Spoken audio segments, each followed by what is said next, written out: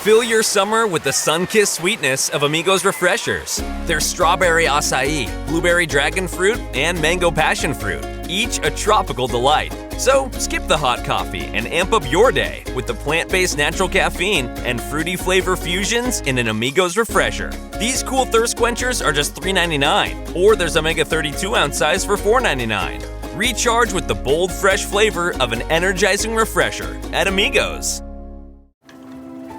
The Agile brand.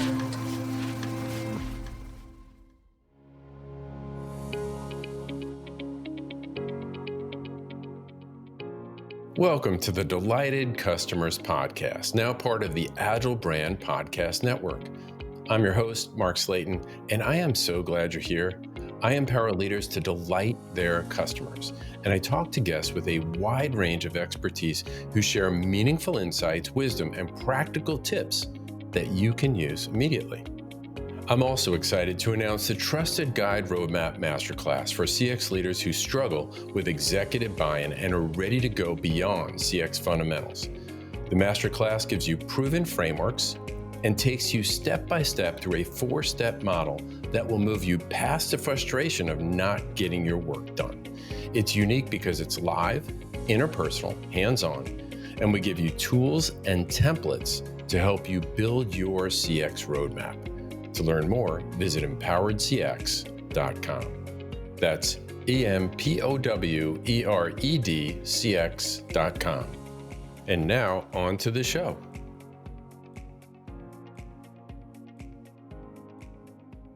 Welcome to the Delighted Customers Podcast. I am so excited to have back on the show Patty Soltis. Patty is the Senior Customer Experience Manager at Upwork, and she's going to tell you a little bit more about what they do.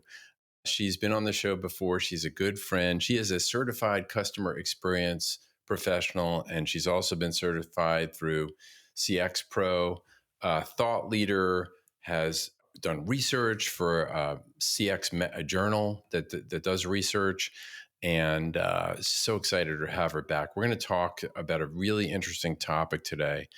When you are interested in embedding CX into the culture of an organization to help transform it so that it's customer-centric, how do you go about doing that? Before we go any further, Patty, welcome to the show. Oh, thanks so much, Mark. It's always a pleasure to spend time with you. Patty, tell us a little bit more about Upwork and the kind of work that you do there. So Upwork is an online platform. So essentially I work for a tech company. And what we do is we match companies, organizations, pretty much almost any business size, everything from very small businesses to enterprise organizations, and we match them with contractors and freelancers. So that's essentially what we do. My role is working with our marketplace business unit. It's a pretty large business unit in the organization. And my role is to really drive customer centricity inside the organization. So I'm sharing a lot of data, insights, communicating about customer behavior, tying our financials back into what's happening with satisfaction. Different days, something different to do. Yeah. So you've done a lot of things. I mean, just give us a quick background of your varied experience professionally. Oh, I can give you my background in like a sentence. I started out in the business world when I graduated from college, and I went to work for Lord & Taylor, for those people who remember it. And I spent 27 years working in retail. I spent 3.5 years at Marshall Field's, 10 years at Lord & Taylor, and 14 years at Neiman Marcus. And during that time, the biggest thing I learned was how to drive a business. And the way I learned how to drive a business was through customer centricity. So it was my choice to drive my business by focusing on the customer. And so that's basically what I did for a very long time. When I came out of retail about 10 years ago, I went to work as a consultant and ran my giant consulting firm of one. And I worked with businesses. I worked with businesses of many different sizes, everything from small businesses, once again, to enterprise organizations. And I really helped them understand how to drive sales and profit with customer centricity. And then I went to work for eMarketer or Insider Intelligence, and I was a principal customer experience analyst there. And that's how you and I met. Hmm. And then I went to work for Moffitt Cancer Center in patient experience. And that leads me to today where I work at Upwork. Okay, perfect. Perfect. Yes, you had interviewed me for, I guess, a article or a journal, a research report that you were working on. Yes. Yeah. It was a research report. It was a really interesting thing. I spent about, in total, almost 6 months on it. And it was about defining the role of customer experience leaders in an organization. And it was looking at it at a manager level, a director level, a vice president level, and then a C-suite level. Mm, okay. Well, hopefully some of what you learned there may fold into our conversation today, which we're going to talk about this idea of embedding CX into the culture. Why is it so important? Well, it's a really simple thing for me. And this is what I figured out when I was in retail, is that without the customer, you don't have a business. Mm, Like, to me, it's that simple. And when you pay attention to your customer, you know who they are, you know what they want, you know something about their behavior, you understand why they are or aren't buying from you, why they're buying product A and not product B. Like, knowing all those things, like, there's no faster way to growth when you're versed in those topics. So then the question becomes, how do you embed that into the culture as an organization scales? We know it's more difficult to do anything, much less embed something like CX into the culture.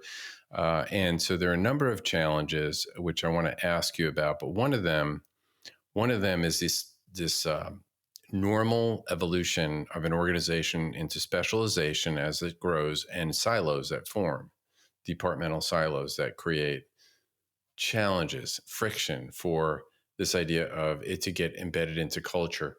But tell me about what you see as the biggest challenges then of embedding it into the culture. I think the biggest challenge of embedding it into a culture is that so many cultures are either product or process driven. Mm, And you come up against those things, and it really needs to be customer driven and understanding customer segments and what customer segments are doing what. I used to look at my business when I was in retail, and I taught a lot of companies how to do this when I worked in consulting. Divide your customers into four groups. You have your customers you're going to maintain, you have your customers you're going to grow, you have your customers that are at risk for whatever reason. I had some funny reasons when I was at Neiman why they could be at risk. And mm, then you also have customers that are out there that I call them opportunity customers. And those are the customers that you don't know yet, but you want to know and you want to pull them into your business. And when you start looking at your customers in that way and segmenting them and you assign dollar values to them, it really helps you see where your business is coming from and where your opportunities are. Because you clearly want to have enough sitting in your growth and your opportunity customers to overcome a risk customer, as well as drive some incremental business. So it's a really key way to look at your business and see what's happening and where's the dollars coming from and where's the opportunity going to come from. got it. Got it. So let me expand on this idea. I love the idea of segmentation. I want to pull it out as a gem for this conversation because it is something that I talk about in my customer relationship management course at Michigan State. Is the idea of understanding who your best customers are and segmenting and really getting a deeper understanding about who they are. I love your idea of assigning a value to them and getting a handle of that. Peter Fader, who you connected me with, it's another person you connected me with. Patty's a great connector. He was at the Wharton School, wrote a book called The Customer Base Audit. And the whole idea is to know your customer base. And kind of, he said, it's as simple as the 80-20 rule. You know, most of your business is coming from this small subset. It's good to know that number too. Like, where does 80% of your business come? Is it 14%? Is it 22%? And who are those people? But I want to ask you what else is going on, because we're talking about culture now that's creating challenge for someone like a CX leader to embed this into the culture. Well, I think there's so many things. And let me just start by saying this, because I hear CX leaders say this, and they're wrong. We as CX leaders do not have a harder job than anybody else in an organization. Everybody has harder jobs. So I just want to make that part clear. You can edit that out if you want to, but No, we're not going to edit it out. Wait, can I just pause? Can I just double click on that? Because I used to hear that. I would be sitting with, the CEO of the bank or, the CFO. I'm like, I don't have a harder job than you. You got closed doors. You're making decisions about how many people to lay off. Do we issue more shares of stock? What am I going to tell Wall Street in this analyst call? I just heard about this potential huge threat risk to our reputation. Like those are big, big issues. What I heard, and I don't know if you heard this when you, as a practitioner now or previously, is that people used to say, Mark, you've got the hardest job and I worked in a bank in the organization. And I used to say to myself, well, can you just help me make it easier then? But I'm with you. It's a hard job. Don't get me wrong. right. But you're right. Like to begin to, I try and empathize with people, but begin to use that as kind of an excuse for not getting, making impact. That's going to get in your way. Yeah, I think it does. And I think one of the barriers that gets in the way for CX people is that thought process. And I think the second barrier that gets in the way for people is the perseverance piece. There is nothing we do that's easy. And, you could be a dog with a bone and just keep going till you eventually get to where you want to go, or you can give up and say it's hard. And I don't want to push under the rug the fact that our jobs are hard. And I would agree with that piece of it, but I look at the pressure that some of the other people I work with are under, and people over the years that I've worked with, and it's a lot harder. I mean, you talk to a salesperson who lives on commission, that's a lot harder.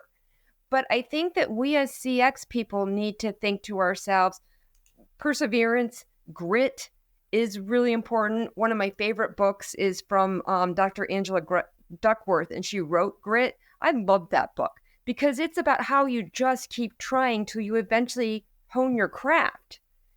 And I think that's such an important thing for CX people. I think another thing that gets in the way for us is we don't understand why people don't understand us. And whenever I hear that, I always think to myself, well, why would they understand us? My job is to understand them.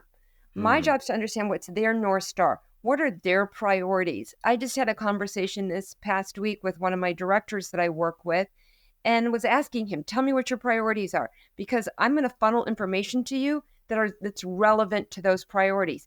That man was so happy. I can't even begin to put into words how happy he was that I'm meeting him where, not even where he's at, but I'm going over completely to his side. Yeah. So now I've got a partner. Yeah. But my job is to understand him and to really look at that piece and figure out what can I do to help him. His job's harder than mine. Yeah. But what can I do to help him? So I think that's another thing that gets in the way for CX people. For any business to thrive, effective communication is key, not just for success, but for maintaining a healthy, respectful work environment. And that's where Service Skills comes in, a proven e-learning platform that's transforming organizations through micro-learning modules. Think about it. Are your customer service interactions up to par? How inclusive and collaborative is your workplace? Service Skills offers hundreds of courses on everything from customer satisfaction and team building to management and respectful workplace practices. Validated by millions, these courses empower your staff to excel and communicate effectively, enhancing both personal and company-wide success. And the best part? It's all available at your fingertips with affordable pricing and flexible options that fit your organization's needs. Elevate your team's skills, boost workplace respect, and foster a culture of diversity and inclusion. Join the ranks of satisfied clients who've seen tangible results in performance and communication.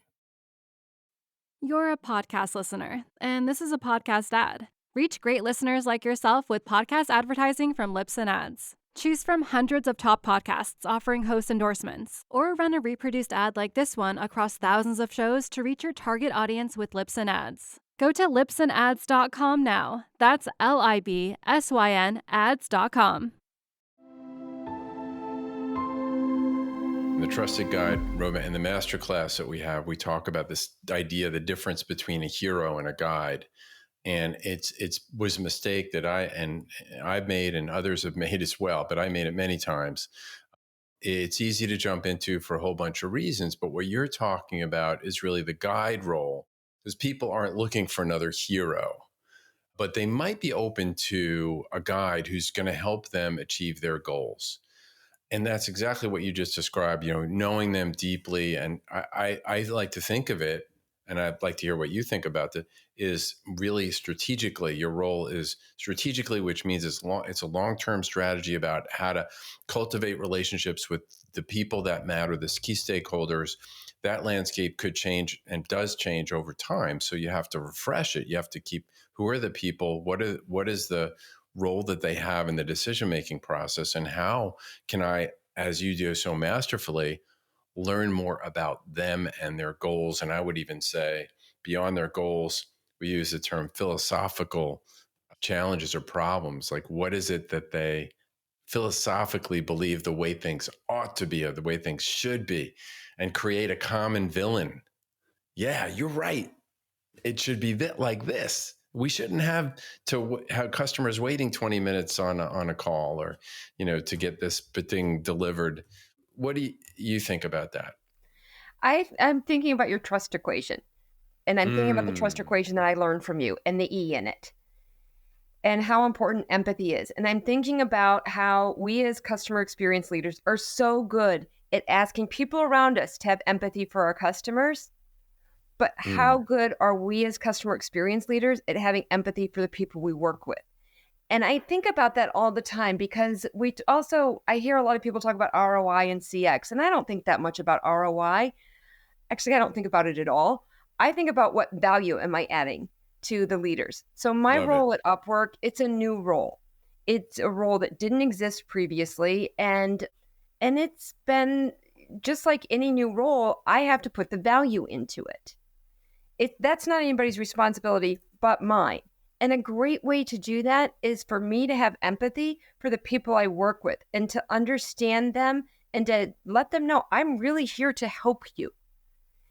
I'm not going to go to them and start pouring VOC on them and talking about NPS and CSAT and flywheels and all these other things, like what's coming through our NLP right now. And, oh my gosh, we got 39,000 pieces of feedback last month. Like, I'm not going to them to talk about those things. I'm going to them to find out what's important to them, where do they need help, and how can I help them? They have access to a lot more business information than I have at this point. And I will get that someday. I'm just not there yet. But they can tell me what really matters to our company. Yeah.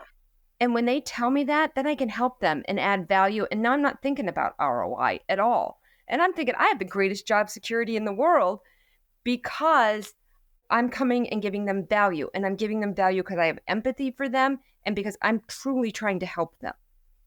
I love what you just said, because, boy, you can't turn a page these days or see a post without this ROI of CX.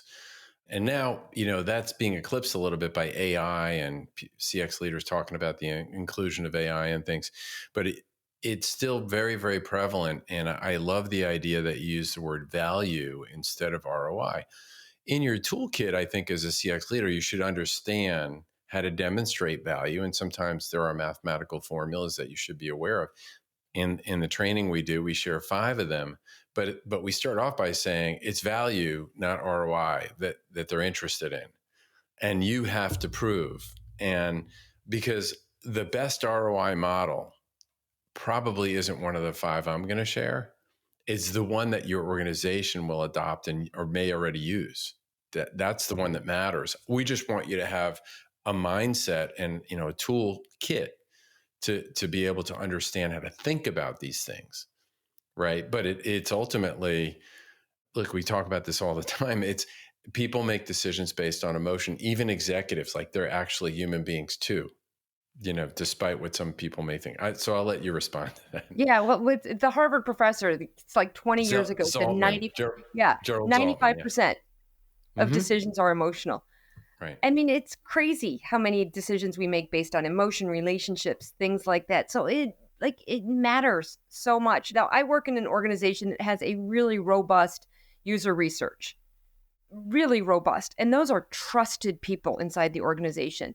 So I kind of watched a little bit what they do and figured out a little bit about how they gained that trust. And I'm just slowly working away at it. I mean, I'll come up on a year at Upwork in August, and I'm hoping that I'm not expecting, I work with 6 different directors. I forget how many VPs, and I don't even know how many product managers or engineers. Like, that's a lot. But if by the time I hit August, I have a handful of them that trust me, like, that's success to me. So there is a goal, another piece of gold there is you're pacing it, you're thinking strategically, and you're realizing I can't boil the ocean, but over time I'm gonna develop this trust with people. And you can hear by listening to Patty how, why she's successful at it, because of who she is and the way she thinks about these things. So I think we're talking really about how do you embed culture, how do you embed a CX culture into the organization. And we talked about, I just want to throw out a couple of other barriers to this that you may resonate with. One is, I think about competing priorities. So they will say, we don't have time for this because we got some burning platform. What do you think about that? Oh, man, that happens all the time. I mean, there's competing because their priorities have been set. I'm not, like, right now, I'm not working that hard to get things put on people's calendars and prioritizing them. I'm working hard to put things on people's calendars and prioritize them for the second half of the year, because that's when my influence is going to start. And it's that whole thing about, what is it? Influence without authority. Right. But you can influence with value. So I think about it that way. And I think about, how can I influence people by providing value to them? And it's like this always, it circles back into trust. It circles back into empathy. It circles back into understanding what's important to somebody else and helping and genuinely helping them. I mean, I flat out said to my directors and VPs and product managers, I flat out say to them, you are my customer. I am here to take care of you. So, and if I give you something and it's not what you want or you need, you tell me, and I'm going to go, like, I'll work hard and get it for you. And because it's not, I don't look at any of these things and take any of it personally. They know what they want. They know what they need. If I don't hit it the first time, okay, I'll go back and try it again. Now, if I don't hit it by the third time, that's a problem. Yeah. But I might have to go back and try again and see if I can get them better information and more of what it is they're looking for and they need. So when you said you're gonna dig around and get some information that they need to help build value, and I don't mean to put you on the spot, but if I'm listening, I'm wondering, can you share an example of an illustration of a type of project that you did for somebody that helped bring them value and help you build trust with them? Yeah, there's some really specific things that we do in our organization. And this is my first time working for a tech company, so I don't know if this is atypical of tech or if this is just my organization, but you have to get really, like, gritty and granular in the VOC that you're sharing. I can't go back and share VOC with any of the teams and say, oh, our customer said this is easy to use. I have to go in and say that they said it's easy, and I'm digging for this data. They said it's easy to use when they are trying, I don't know, let's just say it's easy to use when they're trying to upload a proposal and share a proposal to somebody. And that's still not just enough. I have to say it's easy to use when somebody's trying to upload and share a proposal with somebody when they're using an Android. Or when they're applying for a job in writing, or they're applying for a job in tech or something. Like, it's got to get granular. That was a learning experience for me, it was how granular the information needed to be for our product teams and what specifics they needed. And I had to go back and try again a couple times because I didn't get granular enough. Now I know better. But in the beginning, I didn't know. And I was making general statements about things, and they were And I'm appreciative that they were frank and honest enough to tell me this is not helping. Right. Right. Yeah, that's such a good point, and you're a good listener to Yeah, be but able to. even when I was sharing quantitative data with them, if I shared just here's satisfaction and this is what it is, I had to Yeah, break that down yeah, and say quantitatively, we have a problem with work. I'm just going to make something up. We have a problem with work quality. And when we talk about there's a problem with work quality, this is what that means. And that's where the qualitative data that was specific would sink into it. So then they knew what to do. Hmm. But if I just said to them, we have a problem with work relationships, it's in work quality, like they don't know what to do with that. Yeah.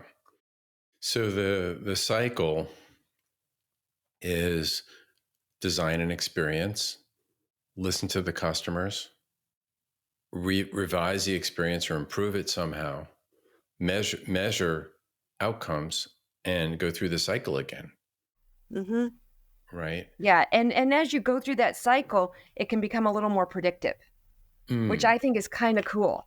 Yeah. Because if you're looking at the same data and you're going through the cycle and you're not able to become somewhat predictive, like you're missing a strategic step inside of there. Yeah. So I think that's a really important thing to be able to do. You're a podcast listener, and this is a podcast ad. Reach great listeners like yourself with podcast advertising from Libsyn Ads. Choose from hundreds of top podcasts offering host endorsements, or run a reproduced ad like this one across thousands of shows to reach your target audience with Libsyn Ads. Go to libsynads.com now. That's LIBSYN ads.com.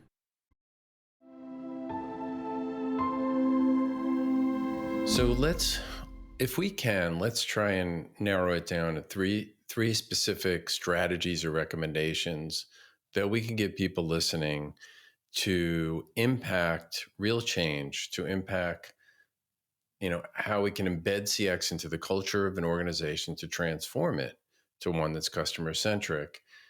Would you say that one of them is to, and I don't want to put words in your mouth, but you just kind of said it, which I think is useful, is to do the research and get the findings down to the granular level of what matters to the stakeholder that you're involved with? Absolutely, Mark. I think that's a really big one. I think that that's a combination one for me. Find out what matters to them and what they need. There's your value. No need for ROI because now you've proven your value. The other thing that as you're doing that is you're speaking their language. I've had to learn the tech language. There's still a bunch of stuff that I don't know or understand, but I'm learning it as quickly as I can. And I have to put aside any form of pride I have in terms of thinking I know this and just ask really basic questions. I had to ask my boss what a bug was because I didn't know what a bug was. I know now, but that's a really basic thing. But I had to humble myself to say, I don't know this. But I had to do that because I wanted to provide value and I wanted to speak their language. Sometimes we have to swallow our pride, like you just shared, and be vulnerable and admit we don't know. And that is actually one of, you talked about the trust equation earlier. I want to just clean this up. Number one, you said my trust equation. I know what you meant, but it came from trusted advisor to give them full attribution. Trusted advisor. I learned it from you. And you got it from me, but that's where it came from. Empathy is certainly a part of the equation. But I think what you're talking about is when they call it intimacy, and intimacy includes being vulnerable and empathy and being empathetic and really listening in a way that you become a safe haven for difficult conversations with customers. You're really good at that. And I could see why people trust you. You've got people already trusting you. But I love this. So we've got a couple here potentially. We've got one, listen to them, understand their deeper needs, and kind of deliver for them what they're looking to in from a CX standpoint. And you'll build a relationship, but you also get action. Yeah. And if you didn't get it right, it's not their fault, it's yours. You got to keep going till you get it right for them. Yeah. And if they see that you're working on their behalf, they'll probably give you another shot. I have to say the people I work with have been very generous with that. But I've asked for the feedback. And when they come back and they say, well, and I've asked them, I sent this information to you. How helpful was it? I didn't ask, was it helpful? I asked, how helpful was it? Because that open-ended question is different than asking the close-ended question. I've gotten great feedback.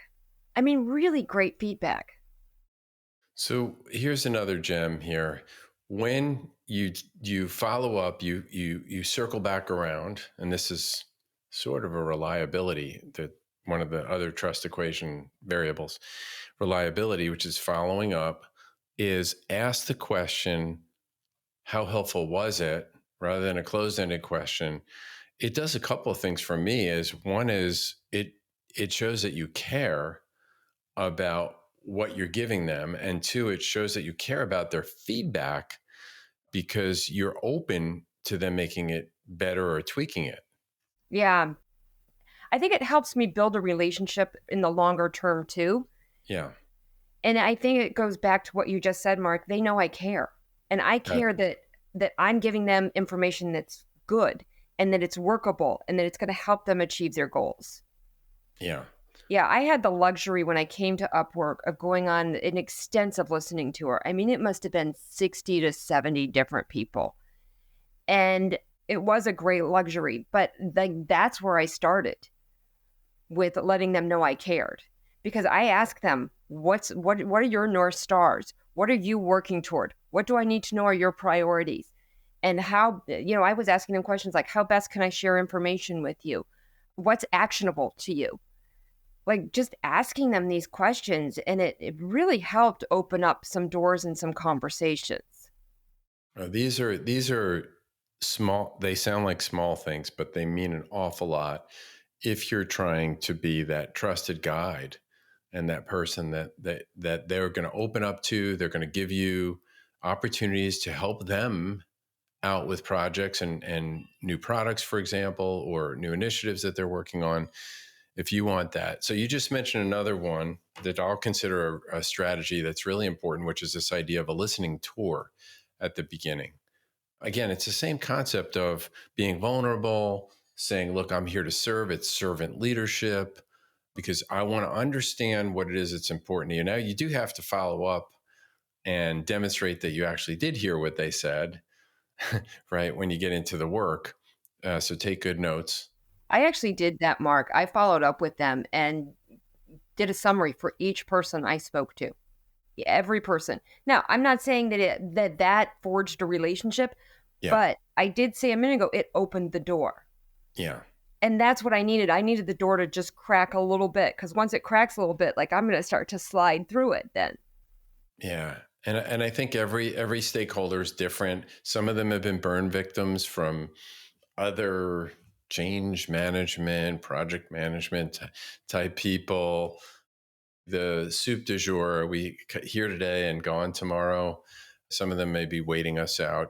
But that's why it's just so important to be persistent. You mentioned that word early, persevere, and spend time, as you say, showing them, demonstrating that you care about them.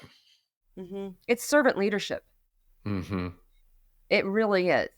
And it's, I would just boil it down to that. So, that would be the second thing, though, I would say, is just be a servant leader. Don't just talk about it, do it. Yeah. What's the third thing? Third thing is understand the business. Yeah. That is so key. Understand the business. Know what are the drivers, know what the North Stars are, know what the language is of it. In my retail days, we talked a lot about dollars per square foot. We talked a lot about sell-through percentages. In my consulting days, I covered a variety of different topics with people, just depending on what business they were in. Call centers talk about how long each call takes. How long does it take to get to resolution for somebody? Like, there's metrics out there for everything, but know them and understand them, and what impact are they having? And I mean, there's got to be probably 40 different financial metrics out there, but you need to know EBITDA. You need to know earnings before interest, taxes, depreciation, and amortization. Like, you need to know what that is. You need to know what's driving it. You need to know what your company profit is. Listen to the quarterly calls that are put out there. if you don't have another way to do it. Read the annual report for your organization. It's pretty easy. I read roadmaps inside my organization, and I'm going to probably be reading about 10 of them in the month of July. That's going to take me a long time, but I'm going to sit here and I'm going to read all of them, and I'm going to take notes on them because I'm going to understand their business. I'm going to understand their priorities, and I'm going to be able to help them with it. And then I'm going to take what I'm doing in satisfaction and roll it into what they're trying to do. So let's say I know that one of the priorities is for our best matches to improve. I'm going to be digging into data and finding as much data as I can on that, so I can go back and say, okay, this is what our customers are saying about it. And then I can also get into the nitty gritty on that and say, this is what they like about best match. This is what they don't like about best match. And I can share that with them, but it's because I understand the business. When I understand how many of our customers use their mobile versus use a laptop, a desktop, something like that, that helps me understand what data do I need to be pulling. If I know that more freelancers are using mobile than are using a desktop or a laptop, I'm going to start digging in and looking for what's happening on mobile. But I can't do that unless I know that that's a priority, unless I know that's a priority, unless I know that is something that is driving our business. Right.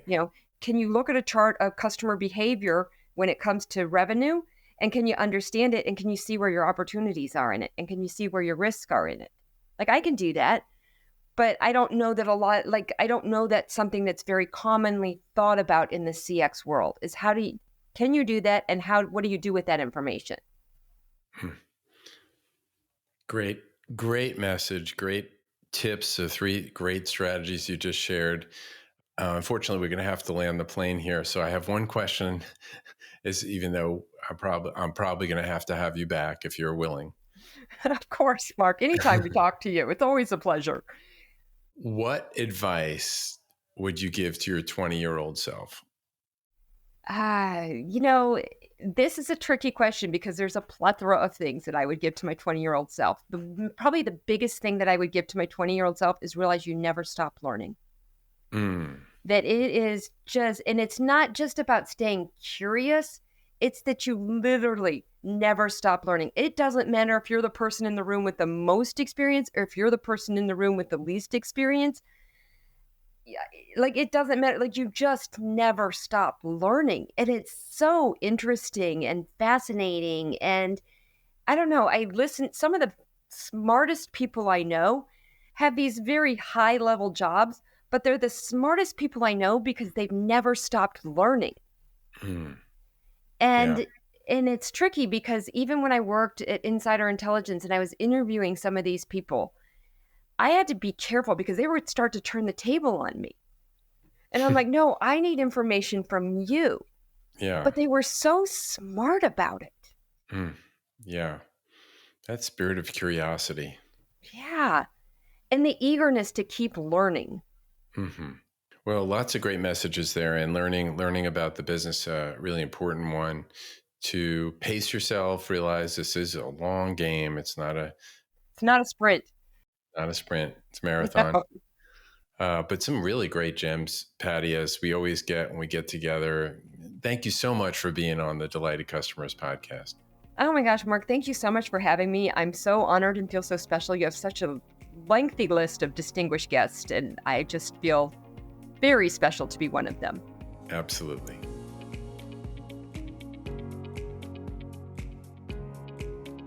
Thanks for listening to the Delighted Customers podcast. If you've enjoyed this episode or any of my other ones, hit subscribe or follow. I've got a lot of other great guests that are coming up and a lot of other great content, and I don't want you to miss anything. You can find any links or references on the show in the show notes, and you can find those at my website at empoweredcx.com. That's EMPOWEREDCX.com. Also, make sure to check out the other shows in the Agile Brand Podcast Network by going to www.agilebrandguide.com. The Delighted Customers podcast with Mark Slayton is produced by Missing Link. a Latina-owned, strategy-driven, creatively fueled production co-op. From ideation to creation, they craft human connections through intelligent, engaging, and informative content.